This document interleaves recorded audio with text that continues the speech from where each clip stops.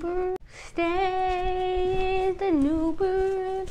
They sing a love song and we walk along, walking in a winter wonderland. Today we're going to try to take an area bound by a graph, and we're going to rotate it around 360 degrees, and then we're going to try to find the volume of the resulting shape. So before we begin, let's think of a protractor as an example. Now I haven't touched the protractor since the geometry regions, so this probably won't look very accurate, but I think this is how you draw one of those. You've got the points over there, then you have the pencil over here, and this is basically the center of the circle you want to draw, and this is the radius. That's why you can adjust the distance using this little slidey thing. And this, you rotate 360 degrees around the point, and that creates a perfect circle. And so that shows that basically this line of length r, when rotated around 360 degrees, sweeps out the area of a circle with radius r. So just think about that. Alright, so now let's clear up some space and let's get started. So there are two ways to do this kind of stuff. Discs. Okay, there are two ways to do this kind of stuff. Discs and washers. I don't know why they're called washers. They have a little hole in the middle. Okay, so first let's practice using discs, using this problem. Let's say we have y equals x squared. Then let's say we have this line, x equals 2, and then we have the x-axis, y equals 0. So this is the area bound by all three of these graphs. Let's call it A. If we rotate this area A over x equals 2, which is this line, what is the volume of the resulting shape?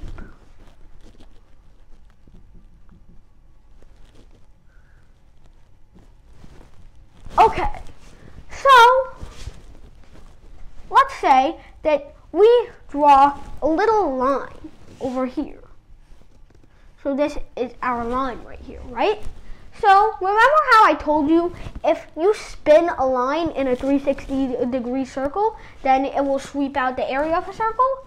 Well, what about a rectangle with a little thickness? This thickness we'll call delta y. We want it to approach 0 because of the beauty of calculus. So let's say this has a length r. So now rotating this around one of its short sides, what would we get? Well, we would get a cylinder with height delta y and radius of r. And we want to make that height delta y as small as possible so we can get the best approximation, kind of like Riemann sums. So what is r anyways? We're going to need to find it if we want to do this problem. So think about this. What is this point? Well, we know that this point is probably like x comma x squared or something bogus like that. What's this point? Well, it's 2 comma any sort of y, or in this case x squared, but let's say this is x comma y and this is 2 comma y. What's the distance between these 2 points? Well, it's probably pretty intuitive because their y coordinates are both y. So the answer is the distance between these two, which is represented by this line r, is 2 minus x. So our radius is 2 minus x. Now what is the volume of cylinders like these? It's pi r squared h. We know our r, it's 2 minus x, and we know our h, it's delta y. But trouble arises when you have x and y, two different variables in the same equation. So what do we want to do? Well, you know this equation, y equals x squared? Well, let's square root both sides and solve for x, and we get x equals root y. So we get pi times 2 minus rad y, or root y, squared delta y. And now distributing, what do we get? Well, we don't exactly have to distribute here, actually. Integrating, what do we get? Well, we have the integral of 2 minus root y whole squared. Here's a funny little trick that you can play. You know, minus x squared is equal to x squared. 2 minus root y is equal to minus root y minus 2. So you can use that trick here and say that this is literally just the same thing as root y minus 2 whole squared dy. So now what we have to do is u sub. So with our u sub, we get u is root y minus 2.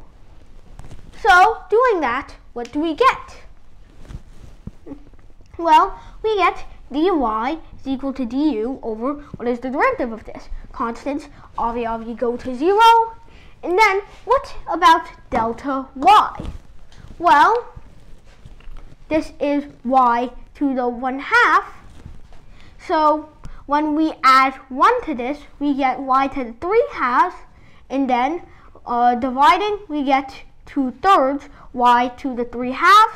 Since we're dividing by that, we might as well write this as 3/2 y to the 2/3 du.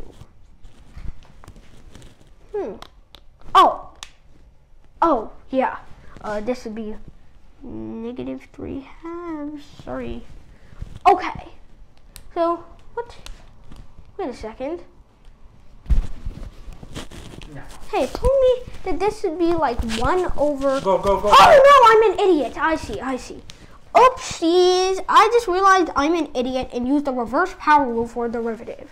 Okay, so instead of doing that, we get 1/2 y. We subtract 1 from here. We get 1/2 y to the minus 1/2, or 1 over 2 root y. That means the dy is du to root y.